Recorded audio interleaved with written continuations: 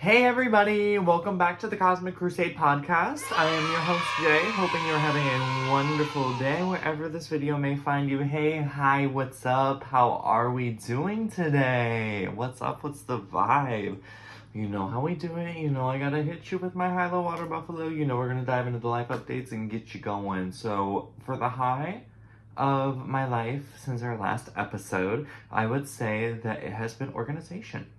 Truly, organization is just such a simplistic tool to bring so much peace, to bring so much clarity, to bring so much joy into the mental space.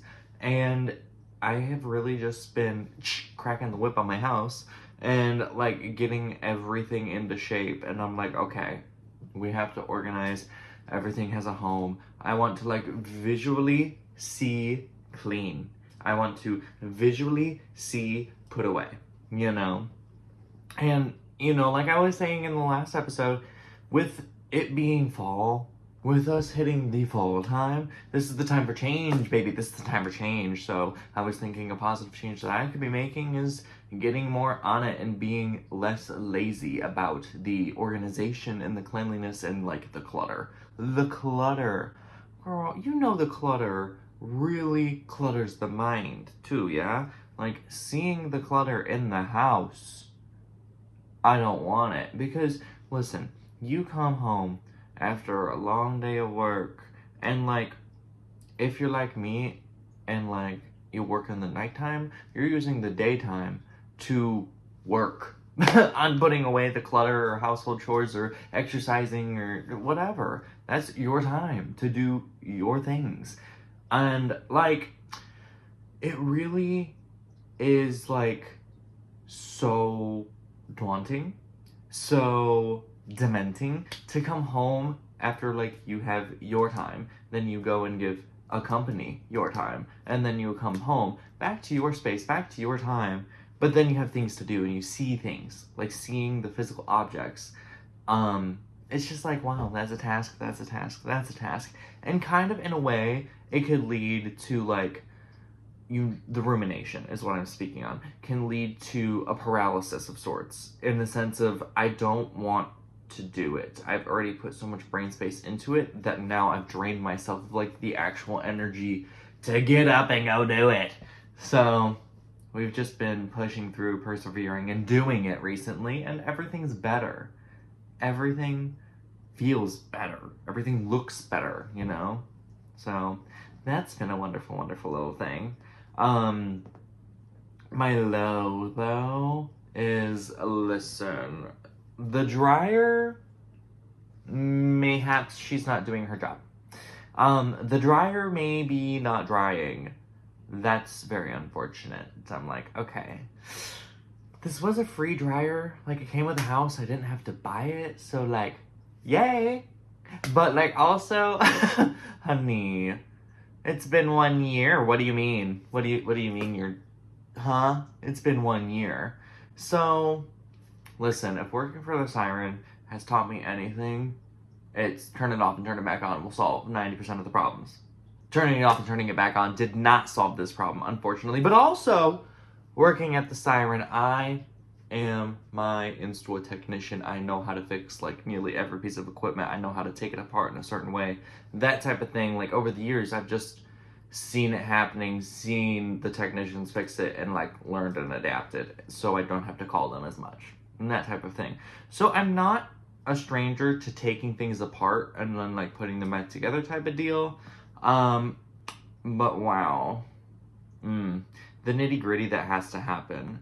Like, Damien already took it apart and like cleaned out the lint, which you're supposed to do like annually. So that was our check that off the list. But you know, that was a challenge in and of itself, and just time consuming. You know, it just takes a lot of time to do that kind of stuff.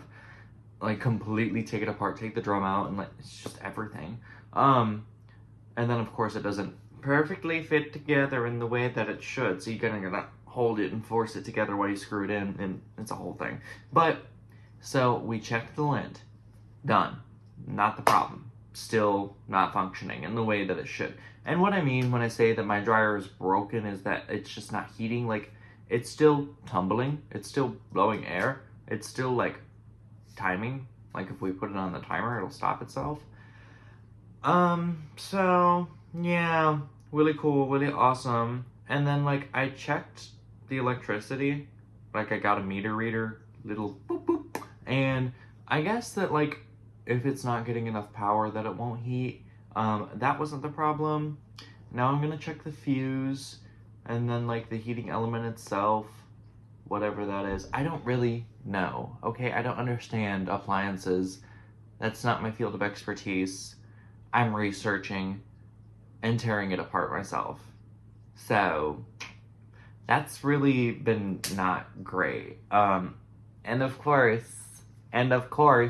when it was broken, I put the bed sheets in and the comforter. And I was like trying to do all that. So catch me in the middle of the night with a fucking blow dryer going at my comforter like, please, I can't have this be cold. Like, it's not wet anymore. It's tumbled. Air has been blown through it. Not much in the ways of heat. So it's just kind of, it's there. So we're making do. We are making do. And I'm sitting there and I'm blow drying. Next section, and still holding on to it for an extremely long time. And like, I was probably sat there blow drying for like 10, 15 minutes. Insane.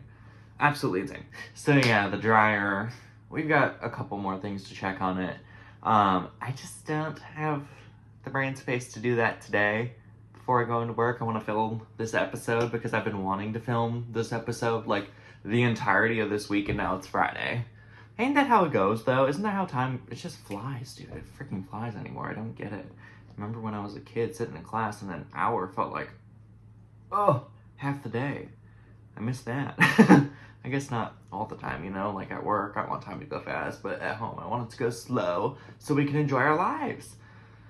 But anywho, yeah, dryer not working. That sucks. That's my low. Water buffalo. I had something and it slipped my brain. What was I going to talk about? You just got to marinate a little bit and then it'll come back to you.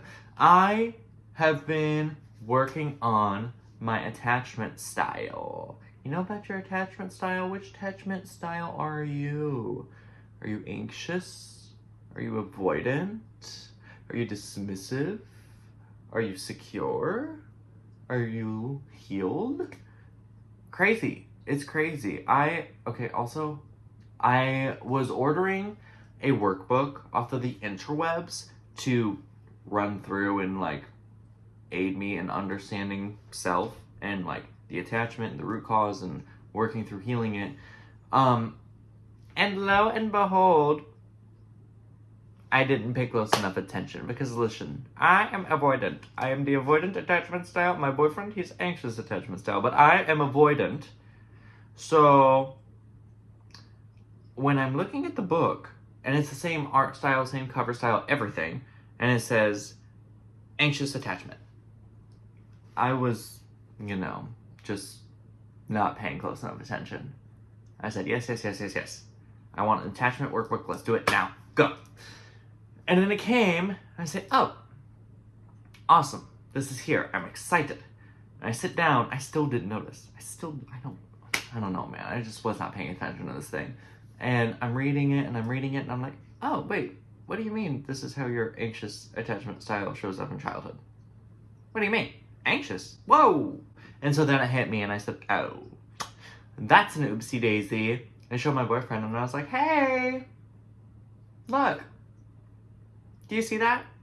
That's not mine. That's not my attachment style. That's your attachment style. How did we end up here?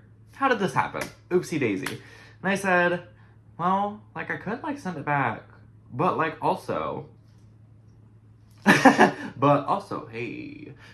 you want it? Which like, again, completely unintentional, just because I was not paying attention. But my boyfriend has an attachment style book, and then I ordered mine, and I paid very close attention this time. I said, avoid it, check out, it says avoidant, okay, we're good. And then it came, and it's been wonderful. Probably do an episode on attachment styles here soon. Get diving into all that lore, because that's a whole other psychological thriller. So yeah, that's kind of been the gist of my life recently. We've been understanding ourselves, working on the dryer, giving time back to ourselves, and kind of cleaning up the space a little bit. So it's good. It's good. I'm ready for fall. We're really in eclipse season right now. The moon just entered Virgo, making it like a dark moon because the sun is also in Virgo, and like there's supposed to be an eclipse in a couple of days. So the energy is going to be very crazy. There's something with Venus in Virgo too. I don't know if Venus is in Virgo or what the lore on that necessarily is, but it's going to be a lot of crazy flippant energy, which I have already felt that this month has been kind of full of crazy energy, and existing in the age of Aquarius has really been doing something to us recently, I will say. But yeah, eclipse season is upon us. We're in it, and the energy's getting weird. But with that being said, I hope you are all ready to talk everything from the mystic to the cryptic and all that wonderful, beautiful shit in between. Get comfy, get cozy, and let's dive into today's episode. We're gonna be facing our fears. We're gonna be fighting our fears. We're gonna be fucking the fears up, okay? We are going to be talking about fear today. I'm very excited. Firstly, we are going to be diving in by defining what fear actually is. What is the definition? What do we mean when we're talking about fear? Fear is one of our most primal emotions. At its core, it's the body's natural alarm system, you know. It was designed to help us stay alive. When the brain is perceiving a threat, right, the amygdala fires up, and then we get this surge of adrenaline and cortisol, or also known as the stress hormone, and your heart is gonna start racing, you're gonna get sweaty, your muscles are gonna tense up, you're gonna feel tight, you're gonna wanna run, freeze, or be prepared to fight. But fear isn't just about survival anymore. You know, we have that wiring in our brains, but obviously we're not living in the jungle. But that very same wiring can still be triggered, in the modern times, by things like, public speaking, giving a presentation, having a confrontation, having a difficult conversation, or being vulnerable and being raw and transparent. Fear just has, evolved into something more complex, from the primal times that we used it. It's often tied not only to your physical safety, but that emotional security and your social survival as well. We're kind of taking it into the headspace a little bit here. Now let's imagine our ancient ancestors, yeah? Fear was a vital tool to them. It kept them from wandering too close to that dangerous cliff or eating that berry that was poisonous. Fear was about immediate physical survival. Without it, we just simply would not be here, We very well may have fallen off of that cliff or been attacked by the bear that we weren't listening to the rustling in the grass for. But here's where it gets fascinating. That primal system has not disappeared. It's still within us all, and it's operating at that same level, at that same urgency. The difference is within the environment, right? Our environments have changed us. Threats now become more symbolic, threats are symbolic, and things of losing your job, getting fired, rejection, disappointment, or failure. And yet our body is going to respond in those scenarios as it would respond as if there was a lion in front of us, as if we were placed in immediate danger, life-threatening danger. Our body will have the similar reactions that it would as the boss is saying, you're gone. Now this is going to take us to something that's really interesting and something I want to talk about. We got to bring the mysticism into it all, of course. We got to talk about how sometimes fear and intuition can kind of get entangled together. On one hand, fear could be irrational, a projection of what might happen. On the other, you have intuition, which is the quiet inner knowing. That's your gut feeling. That's gonna guide you towards what's correct. Now see, this is where it can get tricky, because you can have that feeling of fear masquerading as intuition. And both fear and intuition are signaled, in the body. It will send signals to the body.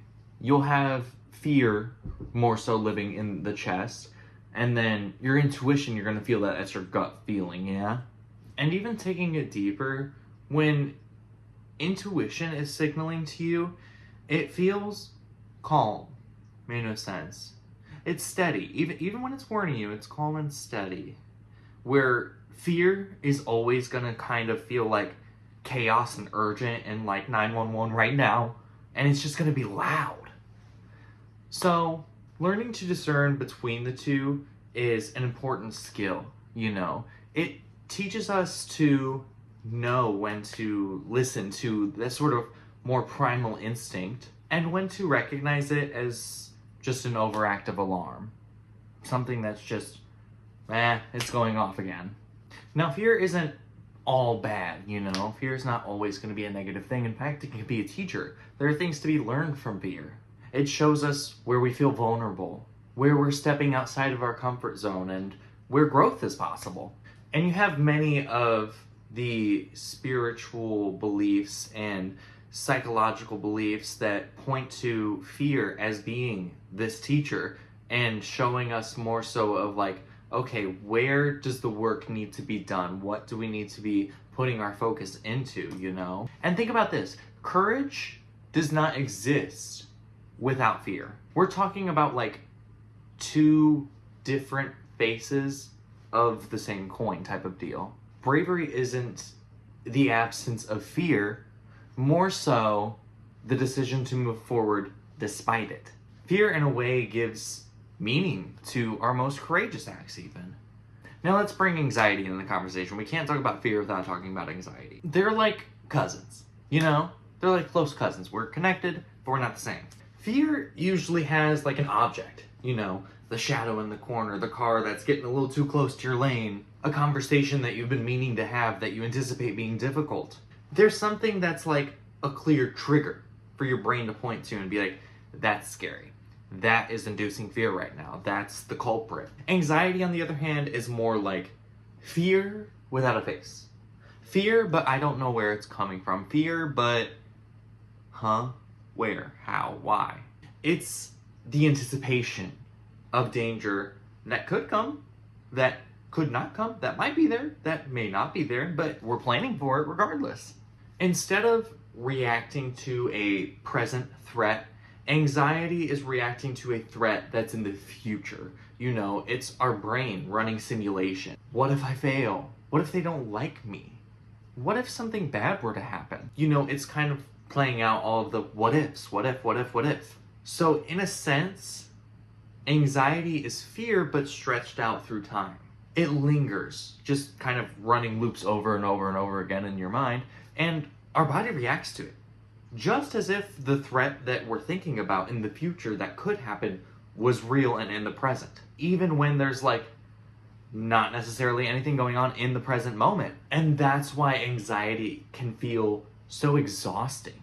It's always running on and on and on and on. It's overthinking, truly, is what we're getting at. We're carrying around the full physical and emotional load of this anticipatory fear without the resolution of the danger being like faced or resolved. Nothing is coming to a conclusion and we're not confronting the situation because it's kind of a made up situation that we're just anticipating, that we're just gearing up and getting ready for. The interesting part is that we can loop this back into intuition because you have fear and you have anxiety, and both of those feelings and sensations can shape your intuition. They can mold your intuition because you have anxiety, and that is going to tend to cloud your intuition, cloud your judgment, because it's loud, it's noisy, it's repetitive, and it just keeps trying to pull your attention towards it. On the other hand, you have fear, and that can sharpen your intuition because it's more of the urgent and instinctive energy there. So really, learning to be able to discern and to tell the difference between those voices in your head And the signals that you feel within your body can help us to discern whether we're listening to anxiety or if there's something deeper there that we actually should be giving our time and attention to and that we could be paying attention to. So fear is primal, it's instinctive, and it's also deeply human. It can paralyze us, but it can also sharpen our awareness. It can connect us to our intuition and even guide us towards transformation. So all in all, I would say that fear is actually pretty productive. I would say that fear is actually pretty good because once you are there and connecting with it and having the space for reflection, you can learn so much about yourself.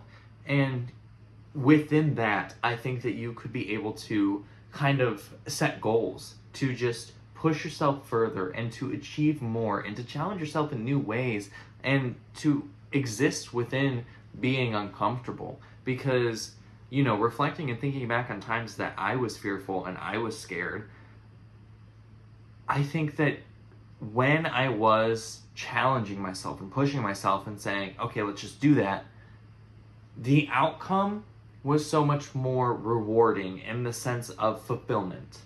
It leaves you with a sensation of satisfaction that, you know, you did that. You did that thing. You know, the courage and the bravery to show up and to fight those fears and to win. Oh, darling, you're a winner, baby. You're a winner, baby. And it's wonderful. It's a great sensation, truly. And when you give in to the fears, say that there's a party that's going on and that's the scenario that we're talking about. If you give in to the fear and the anxiety of it all and just say, well, I'm not going to go. I don't want to go. I don't want to be around people, all that. And you just have a bed rot moment and you're sitting at home, there's a little bit of FOMO that can exist there. And there's like, you know, you're missing out in a sense of you're going to, you know, presumably these are like friends or family members, people that you're going to see again. Yeah, they're going to talk about the event. You're going to hear about the event. And, you know, on the flip side of that coin, you challenge yourself and you go to the event. You don't have to stay the whole time, damn it. You just make an appearance and you show up. That is so much more rewarding in the anxiety sphere, in the fear realm of things, in the sense of you pushed yourself and you accomplished something. You showed up, you made an appearance, and you had conversations and you had connections. And like I said, this can be like you go for an hour type of thing. And then you come home and you relax, and that relaxation coming home after an event is so much more rewarding than had you missed the event and just stayed home and just done nothing. And I think that fear is such a prominent energy in the world today, in the world right now. And I think that there are moments in time where that is getting taken advantage of, and that's where intuition comes into play as well, with that gut instinctual feeling in the body and the signals that get sent to your brain that can alert you as to whether this is something that is right for you or wrong for you. So fear is freaking wild, my friends. Fear is insane.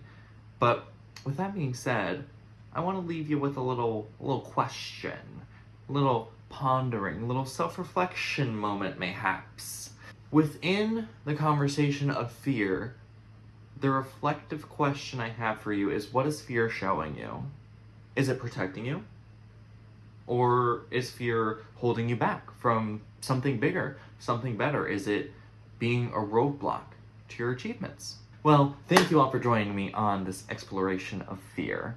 This is a wonderful time. As always, stay curious, stay open, and keep crusading through the cosmic mysteries of this human experience. Until next time, friends, peace and love.